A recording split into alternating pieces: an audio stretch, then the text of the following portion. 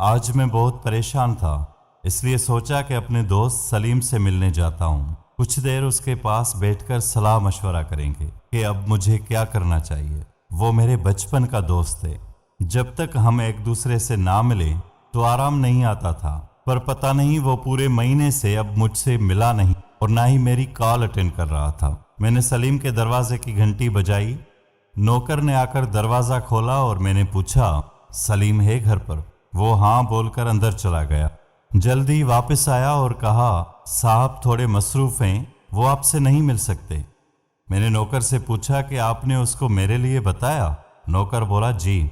मैंने बताया तो साहब ने यही कहा कि वो आपसे नहीं मिल सकते, वो मसरूफ़ हैं। नौकर ने दरवाज़ा बंद कर लिया। मुझे बहुत दुख हुआ सलीम की इस बेरुखी पर। मैं आहिस्ता आहिस्ता वहाँ से चलता रहा और सोचता रहा कि हालात कैसे बदल जाते हैं और हालात के साथ साथ इंसान भी बदल जाते हैं।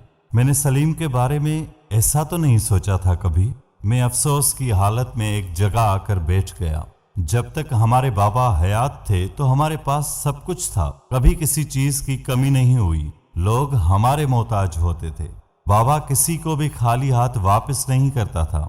अम्मी को और मुझे भी यही तलकीन की हुई थी कि दरवाजे पे आया हुआ साइल कभी खाली हाथ वापस ना जाए। बाबा का सोने का कारोबार था, बड़े हिसाब का नहीं था, बस मुनासिब था।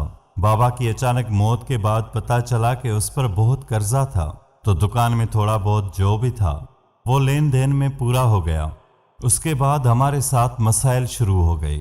मैंने अब तक आराम की जिंदगी बसर की थी, तो अचानक इस बदले हुए हालातों ने मुझे तोड़ कर रख दिया। अब आगे कैसे बढ़ना है ये बात मुझे समझ नहीं आ रही थी। इसलिए मैं अपने दोस्त सलीम के पास गया था ताकि उससे सलाह मशवरा भी करूं और कुछ माली मदद भी हासिल करूं, पर उसने तो मेरा दिल तोड़ दिया।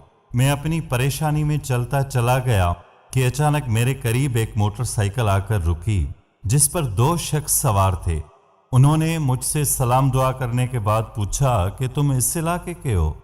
मैंने हाँ में जवाब दिया तो उन्होंने पूछा, जुमा खान से मिलना है, वो जो जेवर बनाता है। मैंने उनको बताया कि वो तो कुछ अरसा पहले ही इंतकाल कर गए हैं। ये सुनकर वो दोनों परेशान हो गए और एक ने कहा, उनकी औलाद तो होगी, आप हमें उन तक पहुंचाएं, हमारा उनसे मिलना ज़रूरी है। मैंने कहा, मैं उन्हीं का बेटा हूं, आप बताएं क्या काम है?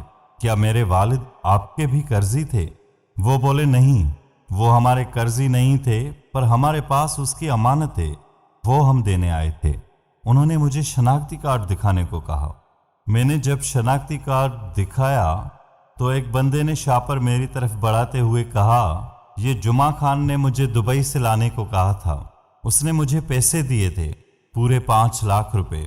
मैंने शापर खोलकर देखा तो उसमें बहुत ही कीमती सोने का सेट था। मैं हैरत से देख रहा था। एक शख्स बोला, जुमा खान ने बताया था कि अपनी बहू के लिए बनवा रहा हूँ। दूसरे शख्स ने कहा, असल में उसने हमारे पास इस तरह के जेवर देखे थे तो मरहूम को पसंद आए थे।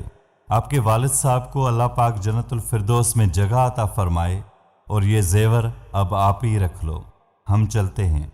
इस तरह वो चले गए। मुझे यकीन नहीं आ रहा था कि ऐसे लोग भी मौजूद हैं। मैंने आसमान की तरफ देखा और अल्लाह पाक का शुक्र अदा किया। ठीक उसी वक्त एक औरत वहां से गुजर रही थी जो बिल्कुल पर्दे में थी। मेरे हाथ में जेवर देखकर रुक गई और कहने लगी, ये तो बहुत खूबसूरत हैं, कहाँ से लिया है? मुझे भी लेना है। मैंने कहा, दुबई से मंगवाया है। वो बोली, सुना है वहाँ का सोना बहुत अच्छा है, तो मुझे ये बेच दो, मेरा दिल आ गया है इस पर। मैं परेशान हो गया कि ये क्या हो रहा है। वो औरत कहने लगी, कितने के हैं ये जेवर?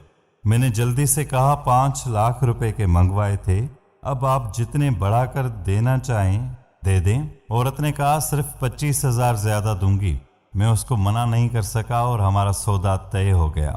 शाम को वो हमारे घर आई और पैसे देकर मुझसे जेवर ले गई। मैंने उन पैसों से एक छोटा सा कारोबार शुरू किया और अल्हम्दुलिल्लाह वो बहुत अच्छा चल पड़ा।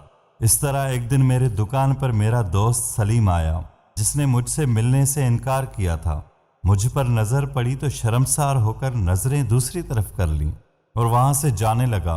मैंने उसको आवाज़ दी कि साहब आए हो तो कपड़े लेते जाओ, इस तरह खाली हाथ जाना अच्छा नहीं लगता। वो रुका और कुछ कपड़े दिखाने को कहा और हमारे बीच बातों का सिलसिला शुरू हुआ। मेरे बार बार साहब बोलने पर सलीम कहने लगा, तुम मुझे साहब क्यों बोल रहे हो? हम तो बचपन के दोस्त हैं। मैंने कहा, दोस्ती के रिश्ते को आपने उसी दिन ख़त्म कर दिया था जिस दिन आपने मुझसे मिलने से इनकार किया था। उसने मुझे पैसे दिए और अपना शापर लेकर चला गया। मैं उसे जाते हुए देख रहा था। उसने अपनी जेब से मोबाइल निकाला और रुक गया। शायद वो कोई नंबर डायल कर रहा था। उसने मोबाइल अपने कान पर रखी तो ठीक उसी वक्त मेरी मोबाइल पर कॉल आई। मैंने नंबर देखा तो मेरे पास सेव नहीं था। मैंने कॉल अटेंड की। दूसरी तरफ से मेरे उसी दोस्त सलीम की आवाज़ आई, बहुत अच्छा वक्त गुजरा था आपका बचपन में। आप कभी किसी के मोहताज नहीं हुए थे, तो उस दिन मैं तुझे अपने दरवाजे पर मोहताज कैसे देखता? तभी मैंने मिलने से इनकार कर दिया था और अपने 2 करीबी रिश्तेदारों को अपनी बीवी के जेवर देकर तुम्हारे पास भेजा था, जो तुम्हें इस बहाने से देकर गए थे कि ये आपके वालिद साहब ने दुबई से मंगवाए हैं। मैंने जल्दी से बाहर की तरफ देखा पर मेरा दोस्त मुझे नजर नहीं आया, पर उसकी आवाज़ अब भी मेरे फ़ोन पर आ रही थी। वो मेरी माँ थी जिसने तुमसे जेवर खरीदे थे। मेरे हाथ से मोबाइल फ़ोन गिर गया और मैं जल्दी से दौड़ता हुआ अपने दोस्त को ढूंढने लगा। वो अपनी गाड़ी में बैठने वाला था तो मैं जाकर उसके गले से लग गया और रोने लगा। मेरे पास शुक्रिया अदा करने के लिए कोई अल्फाज नहीं थे। मैं जिसको अपना दोस्त नहीं समझता था वो तो वाकई में मेरा दोस्त था।